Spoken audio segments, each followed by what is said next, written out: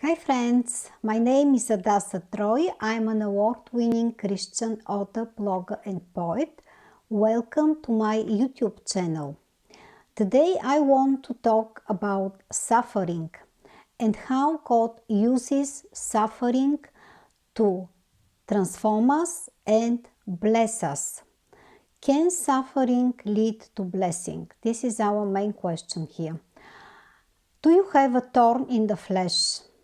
Do you have some perpetual struggle, weakness, a constant source of pressure and pain in your life, and you want that God frees you from this, but His answer seems no?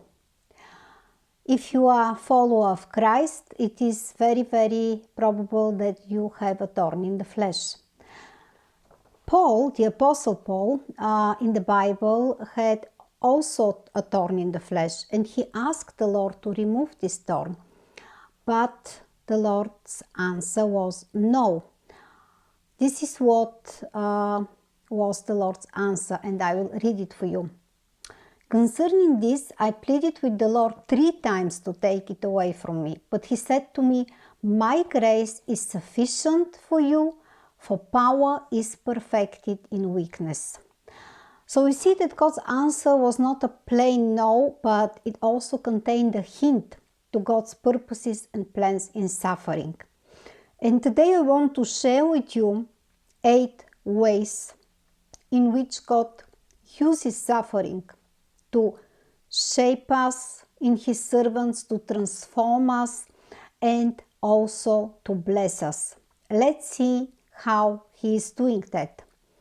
So the first way how God uses suffering to bless us is that suffering and pain help us to experience God's sustaining grace. At salvation, we experience God's saving grace. But in order to live a life as a believer, we need God's sustaining grace.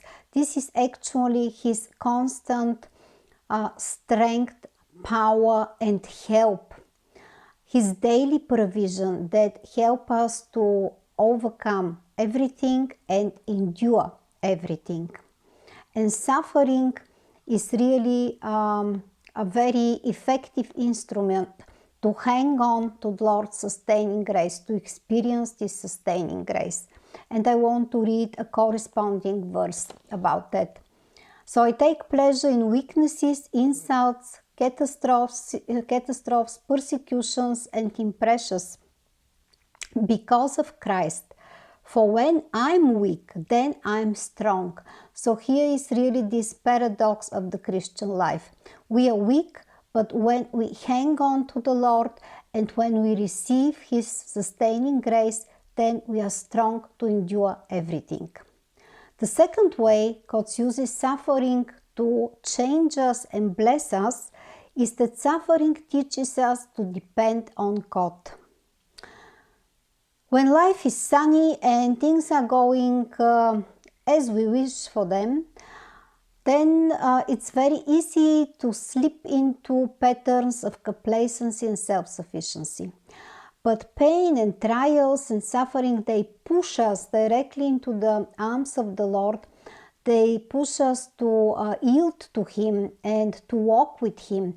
Actually, they push us to depend on Him and to enable us to live a life by faith and not by sight, which is actually the main kind of life to which we are called on this earth.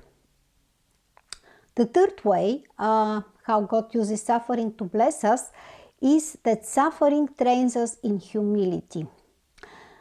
Actually, this is the main reason to free us from our pride and prideful attitudes that God allows thorns in the flesh. And this is His answer, or better said, this is how Paul understood this and how was this perspective on his thorn in the flesh, and I will read it for you. Therefore, so that I would not exalt myself, a thorn in the flesh was given to me, a messenger of Satan to torment me, so I would not exalt myself. This we read in 2 Corinthians chapter 12, verse 7. So keeping us away from pride, training us in humility, is really what suffering achieves in us. And this is very important because if we want to serve God, we need to be free from pride. We need to have a humble heart that trusts the Lord. This is the third way how God uses suffering. And now we are moving to the fourth way. And the fourth way how God uses suffering to transform us and bless us is that suffering is a mighty change agent that transforms our characters and make us mature believers and followers of Christ. Suffering changes us. It changes the way we think. It changes the way we live. It challenges our beliefs, our mindsets. And if we yield to the Lord, suffering can bring us into new levels of freedom, internal healing, wholeness, and peace. It can really transform our character and make us resemble more the image of Christ, so people can see Christ in us. And here's a verse I want to read for you. And not only that, but we also rejoice in our afflictions, because we know that affliction produces endurance. Endurance produces proven character, and proven character produces hope. Romans 5:3-4. So one of the aims of suffering is a proven character. Also, suffering perfects our faith and testimony. We need to know that God will test, and He tests everything. He tests our hearts, He tests our life, He tests our relationship, He tests everything. He tests our faith. And our faith is extremely precious in the eyes of the Lord. A proven, tested, genuine faith is extremely precious in His eyes. This is really a treasure. And suffering is a test of our faith. And when we pass successfully through a trial, this really proves the genuinity of our faith and brings glory to the Lord. And here is the verse I want to read for you. You rejoice in this, though now for a short time you have had to struggle in various trials, so that the genuineness of your faith, more valuable than gold, which perishes though refined by fire, may result in praise, glory, and honor at the revelation of Jesus Christ. 1 Peter 1:6-7. The sixth way how God uses suffering to bless us is that suffering actually is a path to self-discovery and God-discovery. How this is so?